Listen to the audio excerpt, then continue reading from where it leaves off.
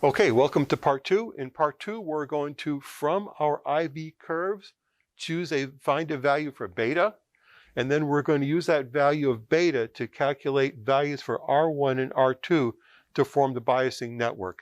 And what we would like to get is if we have a VCC of 12 volts here, we would like to set it so at this point here is about 6 volts. Okay?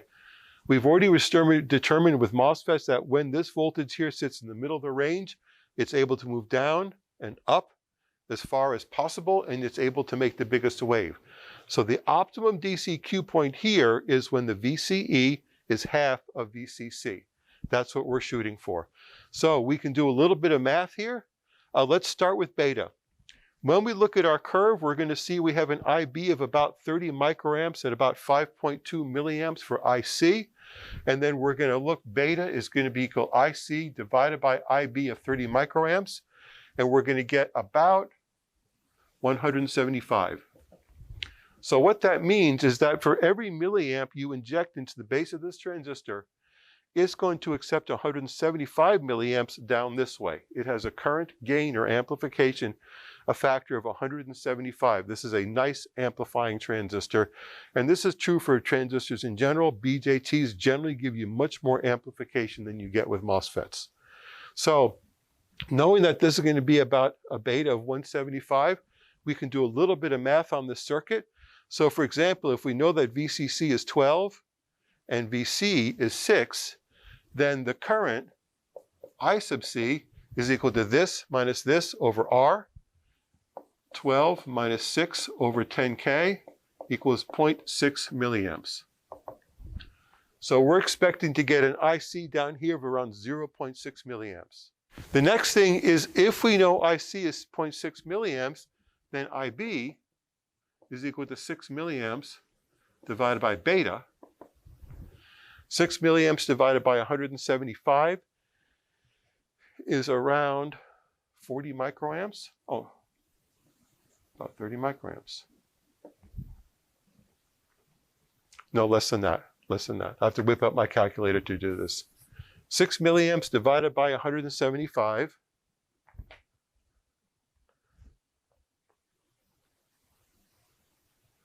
is about 3 microamps.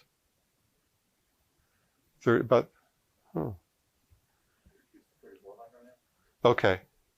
6 divided by 175. Yep, 34 microamps. All right, so if we have an IC of 0.6 milliamps, then we can easily calculate IB as just 0.6 milliamps divided by beta, and that is going to give us about 3.4 microamps of current. So we should be getting 3.4 microamps of current. So then the question becomes, how do we create 0.7 volts here feeding there 3.4 microamps of current? And we have two different resistors, R1 and R2, and we can make them anything we like. We'd like to make these resistors large because smaller resistors waste power. Larger resistors is okay because they've only got to supply 3.4 microamps of current out here. So these resistors can be in the hundreds of kiloohms. So what we're going to do is we're going to replace what we had here, the Thevenin source driving the base, with this VCC and 2 resistors. And the advantage to this is that you don't have to have 2 separate power supplies. You can run the whole thing off of the same power supply. So we're going to pick up 2 resistors here, R1 and R2, that give us 0.7 there and put out a current of 3.4 microamps. And it turns out that's pretty easy to do. So let's say that we want to have, coming down through here, the current of R2. I usually like to go a factor of 10. So let's make it 35 microamps. Then R2 is equal to V over I, 0.7 volts divided by 35 microamps. That works out nicely, is equal to 20K. So we're going to need about a 20K resistor down here. So again, the reasoning was we'd like to have this current here be about 10 times that current. That gives you good stability. That's a design practice we'll get into later. And so if the current there is 35 microamps, then R2 is just V over I, 0.7 divided by 35 microamps. and that gives us about a 20K resistor for R2. And then for R1, that's also easy. We know that the current in R1 is equal to 35 microamps plus 3.4 microamps. So that's about 38.4 microamps. And so then R1 is just equal this voltage minus that voltage divided by 38.4 microamps. 12 minus 0.7 over 38.4 microamps. And when I plug that into my calculator, we get 11.3 divided by 38.4 equals about 34K. 33K is the standard value. So we're just going to build this circuit with a 20K resistor here. Let me make sure I got that right, because I think it should be 330K. Yeah. So 11.3 divided by 38.4 is about 300K.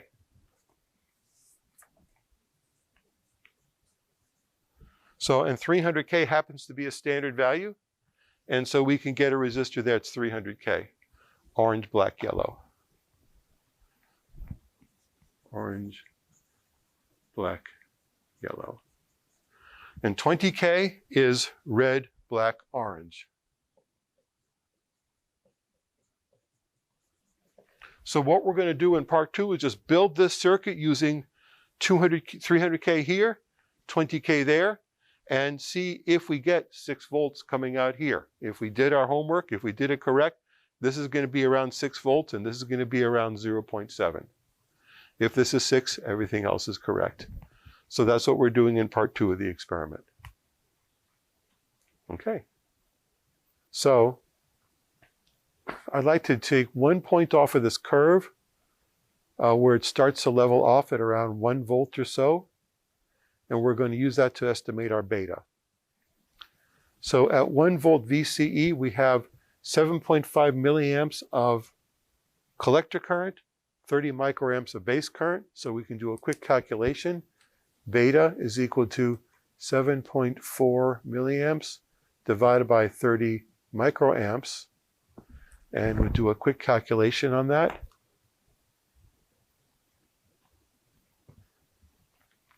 74,000 divided by 30. We have a beta of 246.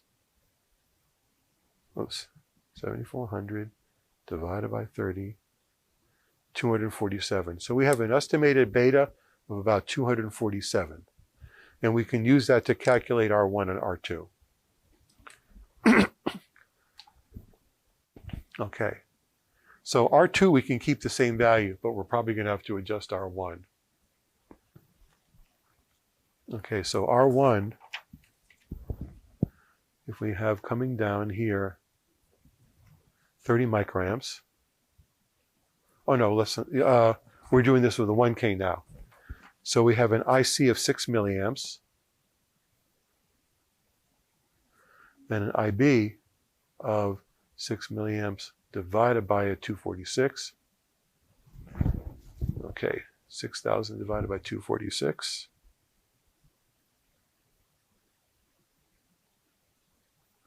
24 microamps. Okay, so we're going to have 24 microamps going this way, and we have to have 10 times that much. So 240 microamps going that way. So R2 is equal to 0.7 over 240 microamps. So 0.7 divided by 0.24 milliamps is equal to 2.9 K. That doesn't seem right. 0.7 volts divided by 0.24 milliamps is 2.9 K. Okay. Then R1, 12 minus 0.7 over 24 plus 240 equals, so 11.3 divided by 264 microamps is 43K. All right, so what we'll do now is we're going to modify the circuit. We're going to take out the 100K resistor and the VBB supply, which we don't need anymore. So we can turn V1 down to 0, shut it off, and we can shut off our upper ammeter. Although it might be nice to leave it on just to confirm that we're getting the right, it won't give us the right value. Okay, so we won't need that. Okay, so we're going to now connect our 3K resistor from base to ground, from base to emitter on the board. So base to emitter. And then we're going to connect our 43K resistor from base to VCC. Base up to VCC. Like so. And we now have just a single power supply. And we're going to dial up 12 volts for V2.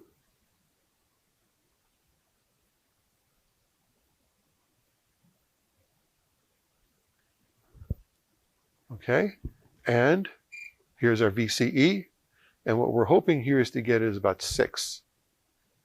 So we're getting about 9 milliamps of current. We should be getting 6 milliamps of current. We're getting about 9 milliamps of current. So our biasing is a little bit off, but we can adjust that by changing the value of R1 or R2. But the only easy way to do that would be to replace one of them with a pot. So this is 43K. We do have a 50K pot here, right? There should be some right behind over here.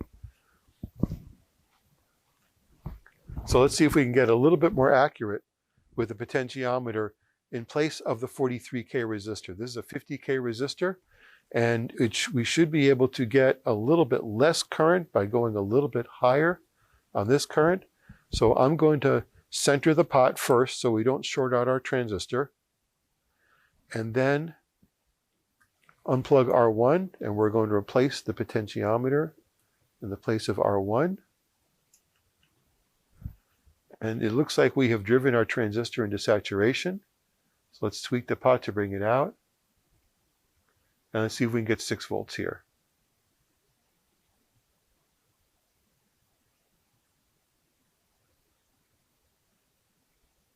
Okay, so at this value of the pot, we would be pretty good.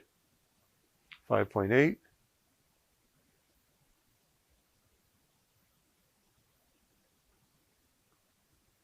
Let's see if we can get it right on 6. I've been tweaking knobs all morning. Okay, right about there. So let's just take this out and measure it and see how close to 43K we are. So we have a handy dandy meter right here, and we're going to put this on ohms on 400K, and let's see what it reads.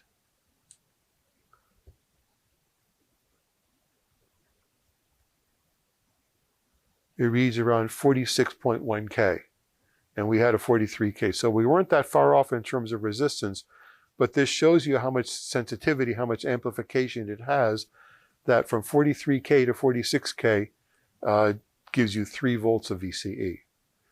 So, but that concludes this lab, and with this value resistor for R1, we would get optimum biasing out of this transistor.